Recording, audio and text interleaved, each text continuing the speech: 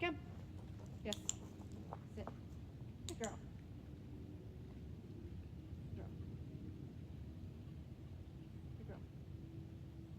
Right, free. Okay, so with reactive dogs, equipment can make all the difference. So Ruby's not on the spectrum of reactivity. She's kind of lower. It's mainly just sudden environmental change.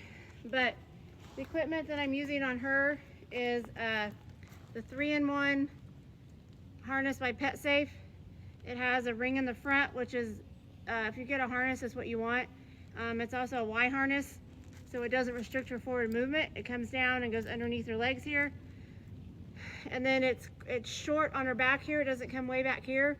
It has a ring on the back here that you can use once they start learning some leash manners better.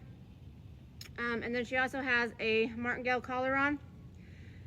If you've never seen a martingale, when you pull on it, it gets tighter on their neck.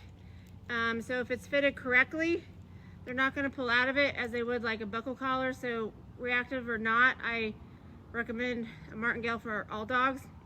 If you see here on the front of the 3-in-1 harness, it has that same mechanism of the martingale, so it actually bunches and pulls on her. This is a little bit big for her, but so it helps both of those options, both of those,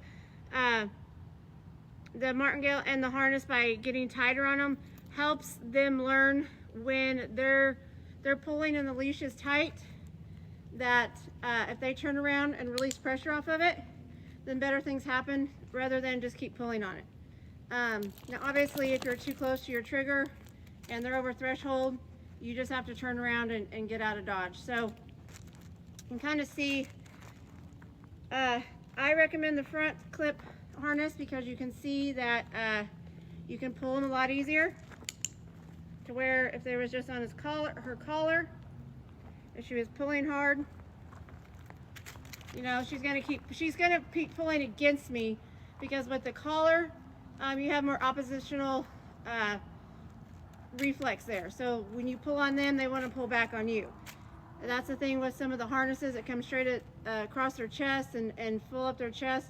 Those harnesses are made for dogs to pull. They get the oppositional effect to it. So you pull on them, they want to pull harder on you. So I really like the front clip harness. Even if you don't have a reactive dog, if your dog doesn't have good leash manners, gets over the top because they're excited, you can redirect their energy and their forward motion a lot faster than you could with a collar.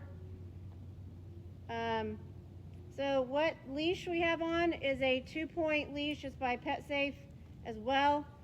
There's a lot of them out there you can use. A lot of them are like crossbody. I really like this one because it's 4 foot.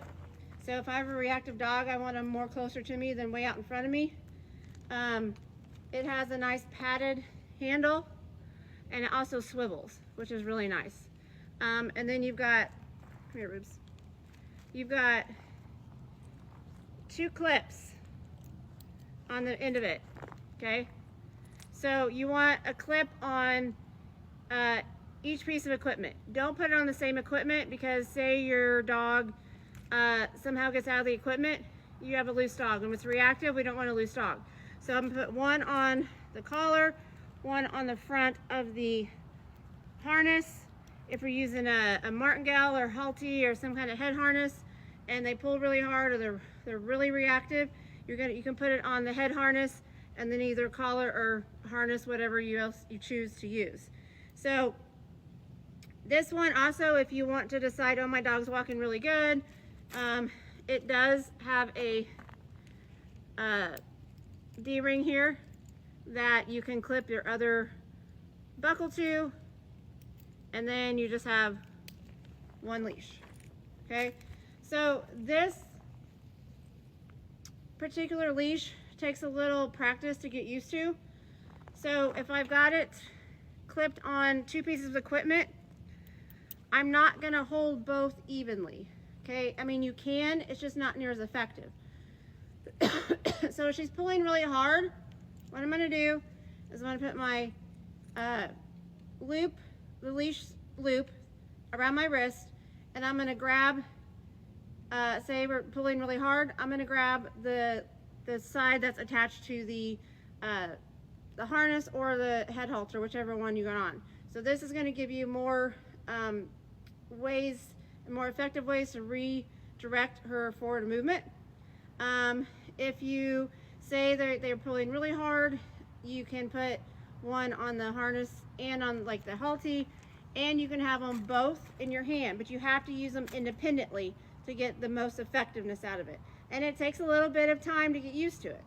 So if I'm wanting pressure on the halty and I have them both in my hand, it's not real effective because I'm pulling the same on everything. But if I'm just pulling on the harness or the halty, it's more effective for them to turn around and come to me and work on that training of either reactivity or loose leash walking.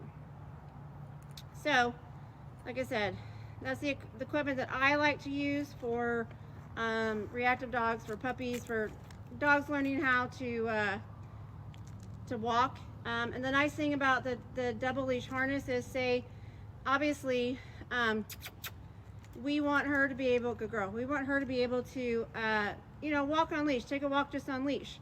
So if you're out and about and she's walking really well, you could even drop the one that's on the harness and then just use the one on the leash, okay? And then if she gets to a situation where it's more stimulation and she's more energetic, then just pick up the one that's on the harness to give you more control of your dog. So let me know if you have any questions. I do offer one-on-one private coaching online, in person, and have Zoom classes as well. So like I said, hope that helps, and if you have any questions, let me know.